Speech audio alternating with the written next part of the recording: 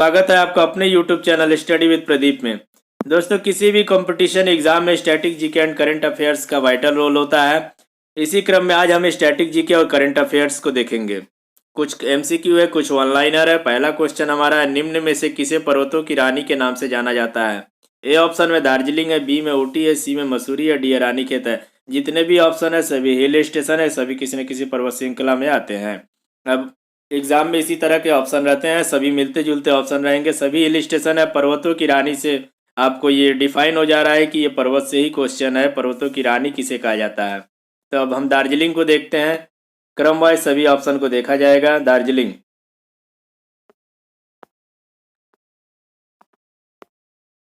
दार्जिलिंग कहाँ है भाई?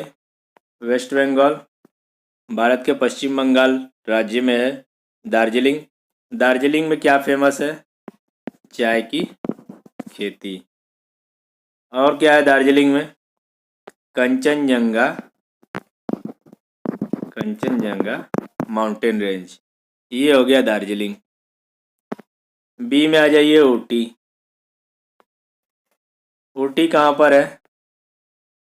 तमिलनाडु। ऊटी है तमिलनाडु में। कहाँ पे? नीलगिरी, नीलगिरी पर्वत श्रृंखला में, माउंटेन रेंज में ऊटी है। सी ऑप्शन में क्या है? सी और डी। सी ऑप्शन मसूरी है, डी है रानीखेत। दोनों कहाँ पर है? उत्तराखंड में। ठीक है, मसूरी कहाँ पे है? उत्तराखंड के देहरादून डिस्ट्रिक्ट में। ठीक है, डी ऑप्शन रानीखेत उत्तराखंड। ये भी दोनों ही हिल स्टेशन है। हमारा सही ऑप्शन हो जाएगा, पर्वतों की रानी मसूरी को कहा जाता है। मसूरी जो जगह है उसे पर्वतों की रानी कहा जाता है। सी ऑप्शन सही ऑप्शन है। ठीक, क्वेश्चन नंबर 2 में क्या दिया है? दयानंद सरस्वती निम्न में से किस मिशन के संस्थापक थे?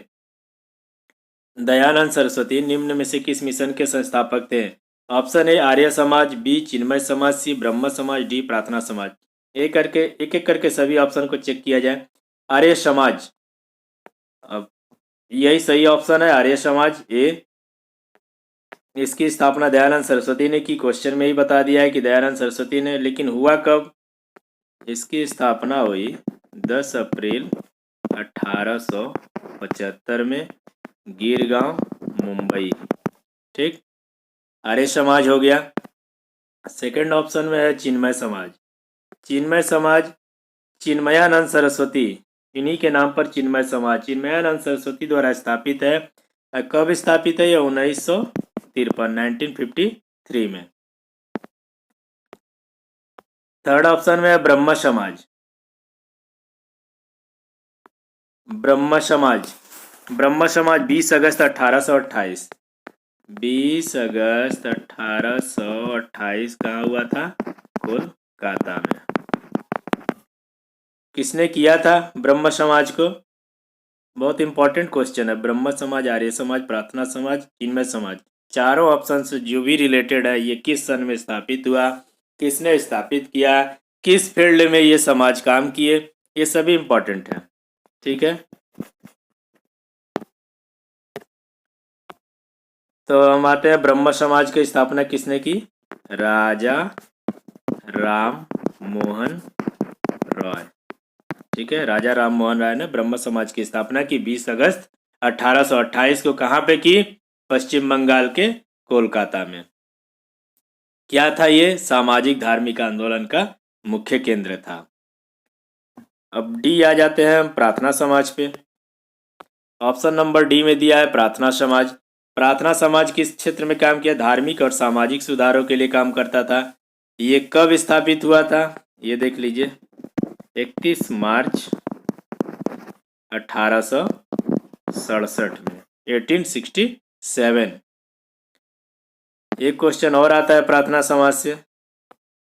इसकी स्थापना किसने की थी?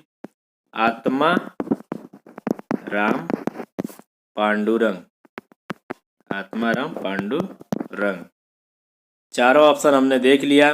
अब दयानंद सरस्वती ने आर्य समाज की स्थापना की थी। ऑप्शन नंबर ए सही है। ठीक, question number 3। Question number third में 1931 में भारत की राजधानी नई दिल्ली का उद्घाटन किस वायसराय ने किया था। देखिए ये स्टैटिक जीके का बहुत इंपॉर्टेंट क्वेश्चन है। इसके पहले 1931 के पहले ईस्ट इंडिया कंपनी और ब्रिटिश इंडिया गवर्नमेंट की जो कैपिटल राजधानी थी वो थी कोलकाता। अब इसके बाद से दिल्ली हो गई। इसका उद्घाटन किसने किया था? जाहिर सी बात है जो उस समय वायसराय रहे होंगे, तत्कालीन वायसराय ने इसका उद्घाटन किया था। तो तत्कालीन वायसराय कौन थे उस समय? Lord Irwin. भारत की जब राजधानी नई दिल्ली का उद्घाटन हुआ 1931 में, उस समय लॉर्ड इरविन थे। ठीक है, डी ऑप्शन सही है। बाकी हम देख लिया जाए, बाकी जो भी है यहाँ पे सभी वो जो 3 ऑप्शन है, Lord Wellesley, Lord Curzon, Lord Cornwallis, इनका क्या क्या योगदान है ये भी देख लिया जाए, क्योंकि इन पे भी क्वेश्चन आते रहते हैं। कॉर्नवालिस बहुत ही इंपॉर्टेंट है। कॉर्नवालिस से लगभग एग्जाम में क्वेश्चन आता रहता है। कॉर्नवालिस को देखा जाए क्या चीज़ है। लॉर्ड वेलेस्ली, ए ऑप्शन में है लॉर्ड वेलेस्ली। लॉर्ड वेलेस्ली ने क्या किया था? सहायक संधि की प्रथा की शुरुआत की थी। क्या किया था लॉर्ड वेलेस्ली ने?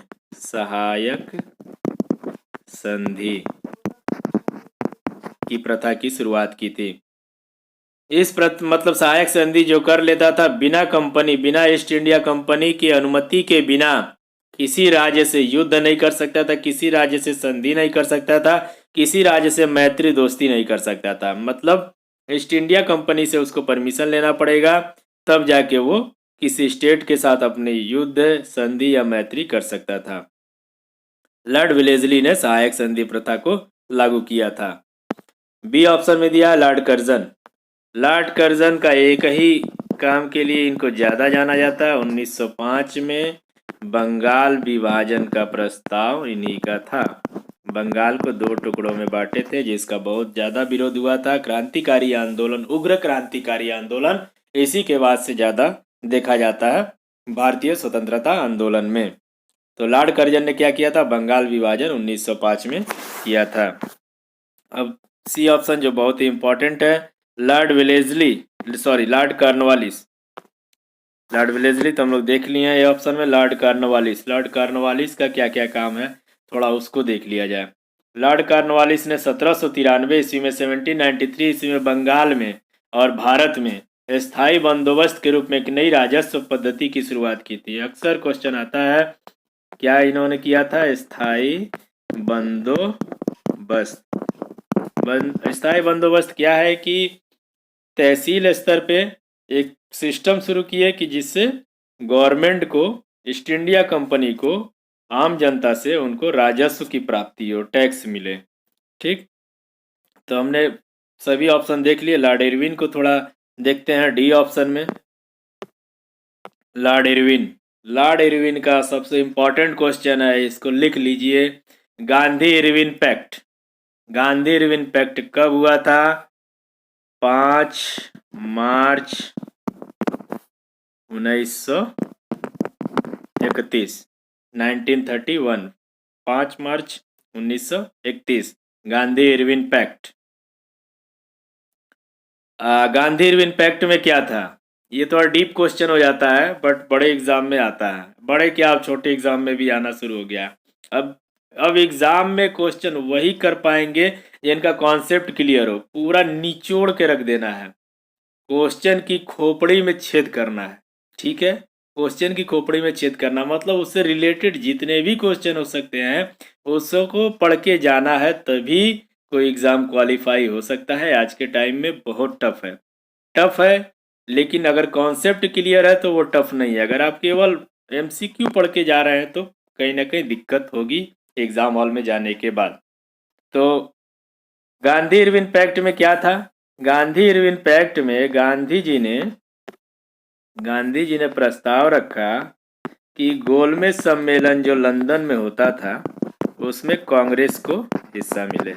गोलमेज सम्मेलन में कांग्रेस भागीदारी करे, भागीदारी करके जो भी भारत की समस्या है, भारत के लोगों की समस्या है, वहाँ के जो प्रिंस हैं, वहाँ के जो किंग हो, और ब्रिटिश गवर्नमेंट के सामने गोलमेज सम्मेलन में अपनी बातों को रखे। आगे देखते हैं आगे क्या है। आगे दिया है मोटिवेशन। मोटिवेशन लाइन में क्या है देखा जाए। हौसलों के आगे कोई नहीं होता, हौसलों के आगे कोई नहीं होता, कड़े परिश्रम का कोई विकल्प नहीं होता। सही बात है, कड़े परिश्रम का कोई विकल्प नहीं होता। दिल में जज्बा कुछ कर दिखाने का तो जलते दियों को भी, जब दिल में हो जज्बा कुछ कर दिखाने का तो जलते दियों को भी आंधियों से डर नहीं होता। अगर आपके अंदर हौसला है, आप कड़े परिश्रम करेंगे तो जरूर आगे बढ़ेंगे। ठीक है, नेक्स्ट देखा जाए क्या है। हमारा चौथा नंबर क्वेश्चन है, क्वेश्चन नंबर 4। किस महिला वकील को सीधे उच्चतम न्यायालय के न्यायाधीश के रूप में नियुक्त किया गया? इम्पोर्टेंट क्वेश्चन है, ये अभी एग्जाम में आया हुआ क्वेश्चन है। हाईकोर्ट, इलाहाबाद हाईकोर्ट के एग्जाम में ग्रुप सी या स्टेनो में ऐसा क्वेश्चन आया था, यही क्वेश्चन आया था। किस महिला वकील को सीधे उच्चतम न्यायालय के न्यायाधीश के रूप में नियुक्त किया गया? अब इसमें दिया है ए ऑप्शन में मीनाक्षी अरोड़ा, बी में दिया इंदु मल्होत्रा, सी में दिया वृंदा ग्रोवर, डी में दिया है मेनका गुरुस्वामी।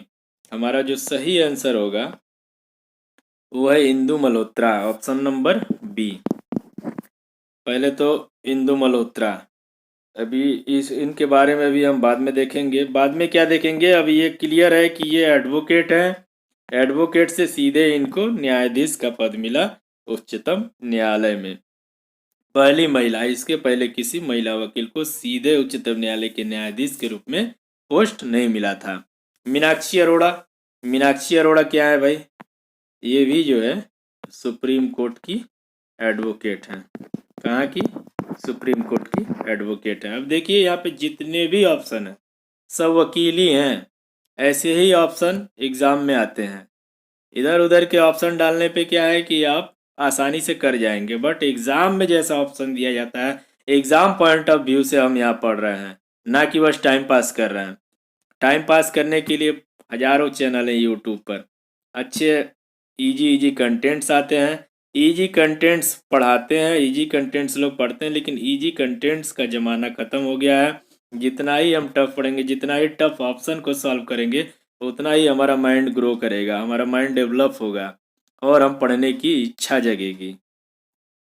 इजी करेंगे तो इजी में ही रह जाएंगे, फिर इजी क्वेश्चन आता नहीं है एग्ज़ाम में, एग्ज़ाम में टफ क्वेश्चन ही आ रहा है। देखा जाए गारो पहाड़ियाँ कहाँ स्थित हैं?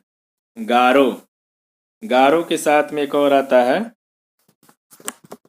अभी हम इंदु मल्होत्रा, मीनाक्षी अरोड़ा, प्रीवियस क्वेश्चन में किसका किसका, वृंदा ग्रोवर और मेनका गुरुस्वामी, इनका डिस्कस करना बचा था। वृंदा ग्रोवर क्या है? ये भी एडवोकेट है, सामाजिक कार्यकर्ता भी हैं वृंदा ग्रोवर। और डी ऑप्शन में मेनका गुरुस्वामी, मेनका गुरुस्वामी भी सुप्रीम कोर्ट की वकील हैं। तो ये सभी लोग वकील थे, लेकिन इंदु मल्होत्रा को सीधे अपॉइंटमेंट मिल गया कहाँ? उच्चतम न्यायालय के न्यायाधीश के पद पर। गारो और खासी पहाड़ियाँ, ये दोनों कभी कभी साथ में रहता है। गारो पहाड़ियाँ कहाँ है? ऑप्शन में देखिए नॉर्थ ईस्ट के स्टेट सभी दिए हुए हैं, मेघालय, नागालैंड, मिजोरम, असम। अब जो ट्रेंडिंग क्वेश्चन है, नॉर्थ ईस्ट के सीएम, नॉर्थ ईस्ट के गवर्नर, नॉर्थ ईस्ट के कैपिटल, अब ये सब नहीं आते हैं एग्जाम में। अब नॉर्थ ईस्ट से क्या आता है? वहाँ का उत्सव आएगा, वहाँ के किसी नेशनल पार्क का नाम आ जाएगा, नॉर्थ ईस्ट के किसी, जैसे ये माउंटेन रेंज है, इस तरह के क्वेश्चंस आते हैं। तो गारो खासी पहाड़ियाँ कहाँ पे स्थित है? सही ऑप्शन क्या होगा? Meghalaya, A option Meghalaya. Nagaland, B option में क्या दिया? नागालैंड। एक चीज और, गारो, गारो गारो एक आदिवासी जाति होती है जो गारो पहाड़ियों में ही निवास करती है। अभी दो क्वेश्चन यहाँ पे बन रहा है, एक तो आदिवासी हो गए और एक गारो खासी नाम की पहाड़ियाँ हैं। मेघालय का सीएम कौन है? देख लिया जाए भाई, सीएम मेघालय के ये कौन है? कानराड, थोड़ा कठिन नाम हो जाता है उधर का, कानराड संगमा। ठीक है, हम लोग नॉर्थ इंडिया से नॉर्थ ईस्ट के नाम थोड़ा अलग होते हैं, थोड़ा हम लोगों के लिए टिपिकल हो जाता है, बट सब पढ़ना है। सीएम, गवर्नर, फेस्टिवल, लैंग्वेज, वहाँ की आदिवासी जनजातियाँ, नेशनल पार्क, वहाँ के जो फेमस जगहों के नाम है, सब पढ़ना है, कुछ भी ना छूटे। नॉर्थ ईस्ट से एक क्वेश्चन या दो क्वेश्चन हर एग्जाम में आना है, चाहे वो SSC CHSL हो गया, SSC CGL हो गया, या रेलवे के एग्ज़ाम हो गए। ठीक है, या पीसीएस लेवल के एग्ज़ाम हो गए, सब में आता है। अब सी ऑप्शन में हमारा दिया है मिज़ोरम। मिज़ोरम में क्या फेमस है ज़रा देखा जाए। ठीक है, सी ऑप्शन में दिया है मिज़ोरम। मिज़ोरम में क्या फेमस है भाई? मिज़ोरम में हाँ, blue mountain national park. Blue mountain national park, इससे क्वेश्चन आता है। ब्लू माउंटेन नेशनल पार्क ये वहाँ का फेमस नेशनल पार्क है मिज़ोरम का। असम, असम से तो भाई एक कॉमन क्वेश्चन है बिहू। बिहू फेस्टिवल का, बिहू फेस्टिवल असम से आता ही है। एक सींग वाला गेंडा कहाँ पाया जाता है? वो असम में पाया जाता है। कुल नेशनल पार्क असम में कितने हैं? 7 है। इसमें से फेमस नेशनल पार्क कौन है असम का? असम का नेशनल पार्क फेमस जो है काजीरंगा। और कौन सा है? मानस। ये दोनों फेमस नेशनल पार्क हैं असम के। और किस ऑप्शन पे भी हम डिस्कस नहीं किए हैं? B option Nagaland. हाँ, नागालैंड में, नागालैंड से एक बहुत ज़्यादा ट्रेंडिंग क्वेश्चन आ रहा है, हार्नबिल महोत्सव। ये लगभग लगभग कई सारे एग्ज़ाम में, रेलवे ग्रुप डी के एग्ज़ाम में कई शिफ्ट में आया हुआ क्वेश्चन है कि नागालैंड का जो फेस्टिवल है हार्नबिल महोत्सव, ऐसे क्वेश्चन आता है कि हार्नबिल महोत्सव किस राज्य में मनाया गया? तो इसका ऑप्शन आंसर हो जाएगा नागालैंड। और मिजोरम पे हो गया मेघालय। मेघालय का कैपिटल शिलोंग है। और मेघालय में एक फेस्टिवल वो भी बहुत ट्रेंडिंग में चल रहा है, मेघालय का फेस्टिवल है बांग्ला, बांग्ला उत्सव। एक और वहाँ का ट्रेंडिंग क्वेश्चन चल रहा है, मेघालय में कौन सा उत्सव है? Cherry blossom, cherry blossom. Cherry blossom वहाँ के पर्यावरण एवं वन मंत्री ने इस उत्सव की शुरुआत की है। इसका मतलब प्रकृति उत्सव। चेरी ब्लॉसम प्रकृति का उत्सव मेघालय में मनाया जाता है। चेरी ब्लॉसम और बांग्ला उत्सव मेघालय का है। नागालैंड का हॉर्नबिल महोत्सव। देखिए सभी ऑप्शन को अगर हम तोड़ेंगे, उसके अंदर जाएंगे तो और भी क्वेश्चन यहाँ पे ऐसा नहीं है। अब यहाँ पे आपको एक क्वेश्चन गारो पहाड़ियाँ मिला, कहाँ पे है? मेघालय में। मेघालय से और सारे कई सारे क्वेश्चंस तैयार हुए। नागालैंड से कई सारे क्वेश्चंस तैयार हुए, मिजोरम से हुए, असम से हुए। ठीक है, अब नेक्स्ट क्वेश्चन क्या है? एशियाई विकास बैंक एडीबी के अध्यक्ष कौन है? अच्छा, मार्कोस टायोजो, मात्सुगु अस्कावा। सी में है कैथरीन रसेल, डी में है डेविड मलपास। अभी देखिए इसमें जो डी ऑप्शन है वो सबके लिए बहुत इजी है। डेविड मलपास कौन है भाई? वर्ल्ड बैंक के अध्यक्ष हैं, विश्व बैंक के अध्यक्ष हैं। अब हम डेविड मलपास, डी ऑप्शन देख लिए, वर्ल्ड बैंक के अध्यक्ष हैं। सी में देख लीजिए कैथरीन रसेल। क्वेश्चन इनसे आता है क्योंकि ये यूनिसेफ के चीफ हैं। यूनिसेफ के चीफ कौन है? Catherine Russell. बी ऑप्शन में दिया है मात्सुगु अस्कावा, यही हमारा राइट आंसर है। मात्सुगु अस्कावा कौन है? एशियाई विकास बैंक के अध्यक्ष हैं। एशियाई विकास बैंक है कहाँ भैया? एशियाई विकास बैंक कहाँ है? संघाई, संघाई चीन। संघाई कहाँ पे है? चीन में। तो एशियाई विकास बैंक का हेडक्वार्टर कहाँ है? संघाई चीन में। मात्सुगु अस्कावा कौन है? एशियाई विकास बैंक के अध्यक्ष हैं। कैथरीन रसेल कौन है? यूनिसेफ के चीफ हैं। डेविड मलपास कौन है? वर्ल्ड बैंक के अध्यक्ष हैं। ये ऑप्शन में क्या दिया है? मार्कोस ट्राइजो। मार्कोस ट्राइजो कौन है? देखिए ये न्यू डेवलपमेंट बैंक के अध्यक्ष हैं। मात्सुगु अस्कावा कौन है? एशियाई विकास बैंक के हैं।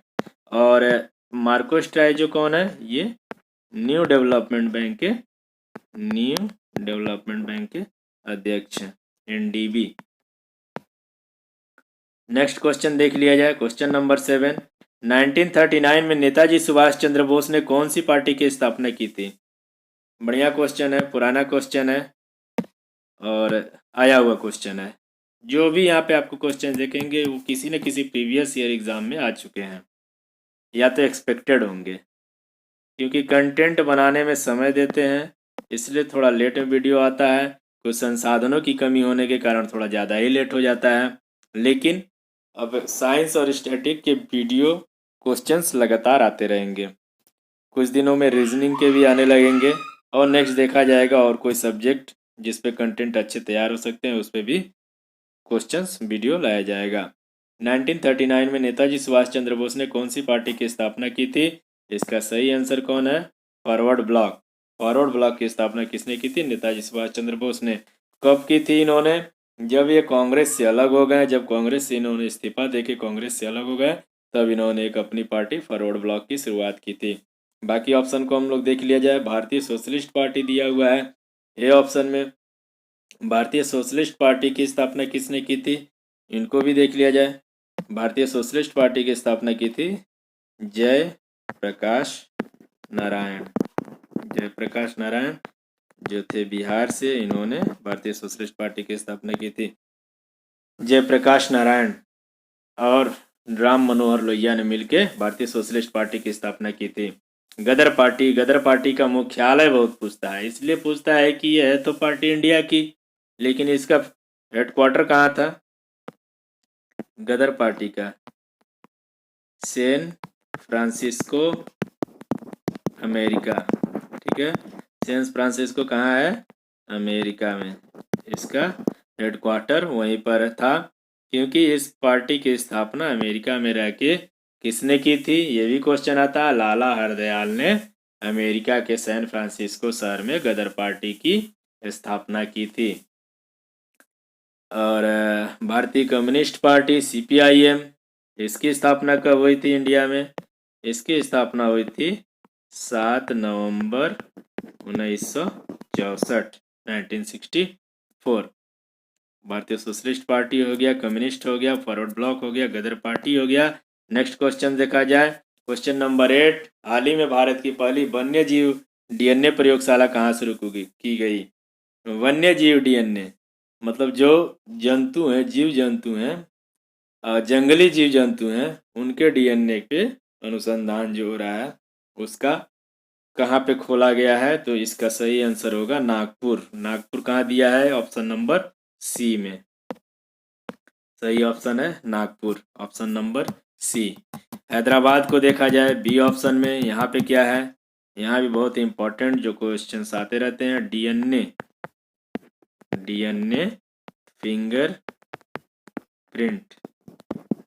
फिंगरप्रिंट अनुसंधान केंद्र कहाँ है? हैदराबाद में है। कोलकाता ऑप्शन नंबर D में दिया है।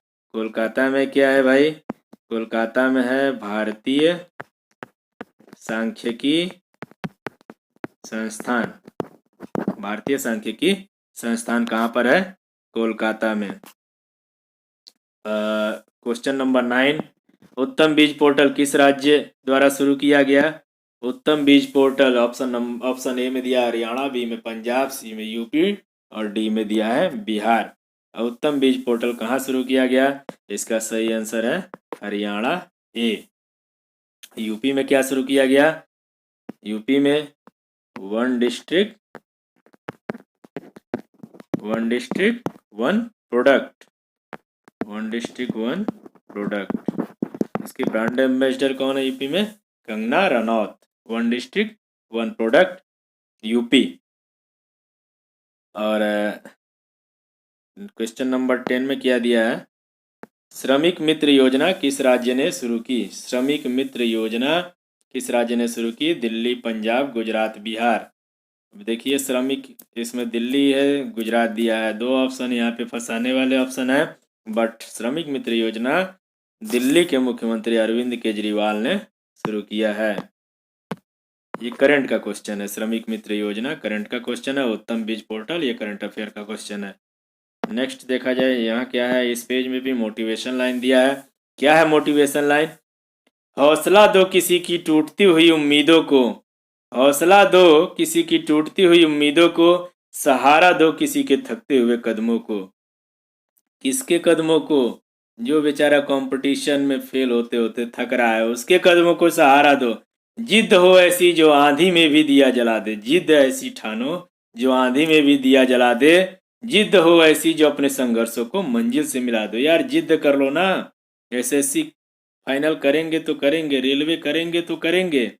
एक अटेम्प्ट में फेल हो गए नहीं छोड़ेंगे, दूसरे में फेल हो गए नहीं छोड़ेंगे, तीसरे में, पहले और दूसरे में क्या करेंगे? हम एग्जाम में जब फेल होंगे हम अपने आप को जजमेंट करेंगे कि हमारी कहाँ कमी थी, हमारे मार्क्स कितने आ रहे हैं, हमारे टेस्ट में कितने आ रहे थे, एग्जाम हॉल में हमने क्या गलती की, एग्जाम हॉल में मेरे मार्क्स क्यों नहीं आए, क्वेश्चन पैटर्न कैसा आया, क्या क्वेश्चन पैटर्न चेंज हो गया, क्या प्रीवियस ईयर नहीं आ रहे हैं, कि एनसीईआरटी बेस्ड आ रहे हैं। इस सब पे हम फोकस करेंगे, सब पॉइंट पे देख के फिर तैयारी करेंगे नेक्स्ट एग्जाम की। अब देखिए यहाँ क्या दिया है, वन लाइनर करंट अफेयर्स। बर्फीले तूफान बम चक्रवात से प्रभावित देश। अब थोड़ा फास्ट हम करेंगे, टाइम ज़्यादा हो रहा है, आप लोग बोर हो रहे होंगे। तो बर्फीले तूफान बम चक्रवात कहाँ आया हुआ है, अमेरिका। और कहाँ पे, कनाडा। अमेरिका और कनाडा। टेम्परेचर कितना है अमेरिका का इस समय, -46 डिग्री सेल्सियस। हम लोग 10 के नीचे जाने पर बहुत ठंड है, बहुत ठंड है, परेशान रहते हैं। अमेरिका का कितना टेम्परेचर है, -46 डिग्री सेल्सियस। बताइए कैसे वहाँ रह रहे होंगे लोग। नेक्स्ट क्या है, 2021 में tree city of the world. Tree city of the world किसे, इंडिया की 2 शहर इसमें आई हैं, एक है हैदराबाद, हैदराबाद, दूसरा कौन है, मुंबई। 2021 में tree city of the world कौन हुआ है, हैदराबाद और मुंबई। अगला क्या है, राष्ट्रमंडल खेल 2026 की मेजबानी करेगा। 2022 कहाँ पे हुआ, लंदन, बर्मिंघम, लंदन में, ठीक। 2026 कहाँ पे होगा, 2026 होगा विक्टोरिया। विक्टोरिया कहाँ है भाई, विक्टोरिया कहाँ है, कोलकाता वाला विक्टोरिया नहीं, वो केवल विक्टोरिया पैलेस है। ये विक्टोरिया कहाँ पे है, ऑस्ट्रेलिया। ऑस्ट्रेलिया के विक्टोरिया प्रांत में, विक्टोरिया स्टेट में राष्ट्रमंडल खेल 2026 होगा। नेक्स्ट क्या है, भारत में कब हुआ था राष्ट्रमंडल खेल, 2010 में, जिसमें बहुत लंबा चौड़ा स्कैम चला था। भारत किस देश के मोंगला बंदरगाह का नवीनीकरण करेगा। भारत जो है, एक तो ईरान के चाबहार बंदरगाह का कर रहा था नवीनीकरण, अब उसमें बहुत सारा पैसा इन्वेस्ट हो चुका है। अब अफगानिस्तान में भी भारत ने किया था, अब अफगानिस्तान में तालिबान आ गया है, काम वहीं पे रुक गया। अब अभी कहाँ कर रहा है भारत, किस देश के मोंगला बंदरगाह का नवीनीकरण करेगा। मोंगला बंदरगाह कहाँ पर है, ये है अपना पड़ोसी देश बांग्लादेश। इसका जन्मदाता कौन है, भारत। पाकिस्तान से काट के भारत ने बांग्लादेश को स्थापित किया। BBC sports personality of the year 2022। BBC sports personality of the year 2022 कौन है, इसकी है बेथ मिड। बेथ मिड देख लिया जाए भाई कौन है। किसी भी, अब देखिए बीबीसी स्पोर्ट्स पर्सनालिटी, इसमें जाहिर सी बात है कोई स्पोर्ट्स प्लेयर ही होगा, लेकिन ये होगा नहीं, ये होगी। ये है महिला है बेथ मिड। ये क्या करती हैं, ये फुटबॉल खेलती हैं, ठीक, ये फुटबॉल खेलती हैं बेथ मिड। इनका योगदान क्या है, अभी 2022 के यूरो कप में इंग्लैंड की तरफ से खेलती हैं। ये कहाँ की प्लेयर हैं, इंग्लैंड की। 2022 यूरो कप में इन्होंने इंग्लैंड को जीत दिलाई, किसके विरोध, किसके विपक्ष में खेल रही थी, जर्मनी। जर्मनी को हरा के इन्होंने इंग्लैंड को जीत दिलाई 2022 यूरो कप में। इसीलिए इनको क्या चुना गया, BBC sports personality of the year 2022। क्या नाम है उनका, बेथ मीड। क्या है ये, महिला फुटबॉल खिलाड़ी। क्या किया इन्होंने, यूरो कप 2022 जीतने में महत्वपूर्ण योगदान दिया, किसके लिए, इंग्लैंड के लिए। कहाँ से खेलती हैं, इंग्लैंड से। इसके बाद क्या दिया है, यूनेस्को ने कितने नए यूनेस्को ग्लोबल पार्क की घोषणा की। इसका सही आंसर होगा 8। कितने घोषणा की है इन्होंने, 8। यूनेस्को ने कितने नए ग्लोबल पार्क की घोषणा की है, 8। भारत में यूनेस्को के अमूल्य धरोहर कितने हैं, भारत में कितने हैं यूनेस्को के अमूल्य धरोहर, 14। समझ में आया, यूनेस्को ने कितने नए यूनेस्को ग्लोबल पार्क की घोषणा की, 8। भारत में कितने अमूल्य धरोहर है यूनेस्को के, 14। अलक्सा मस्जिद। अलक्सा मस्जिद अक्सर करंट अफेयर्स में रहता है, करंट मतलब चर्चा में रहता है। अलक्सा मस्जिद, अलक्सा मस्जिद कहाँ है, जेरूसलम। जेरूसलम कहाँ है, इजराइल कहता है मेरा है, फिलिस्तीन कहता है मेरा है। इसको लेकर भी अभी विवादास्पद है, इसका कोई सॉल्यूशन अभी तक नहीं हुआ है। जो इस पे अधिकार किया हुआ है वही कहता है मेरा है। अलक्सा मस्जिद कहाँ है, जेरूसलम। और हमारा स्लाइड यहीं पे ख़त्म हो रहा है। कैसा लगा है आपको? लाइक शेयर कर दीजिएगा और चैनल को ग्रो करने में आप लोग हेल्प करिए। कुछ लोगों से शेयर करके बताइए कि थोड़ा सब्सक्राइब कर लें, कुछ सब्सक्राइबर बढ़ेंगे तो वीडियो बनाने में भी अच्छा लगेगा, एक मोटिवेशन अपने आप को भी मिलेगा। तो इसी के साथ अगला वीडियो बहुत ही जल्दी आएगा स्टैटिक पे और साइंस पे। धन्यवाद। जय हिंद।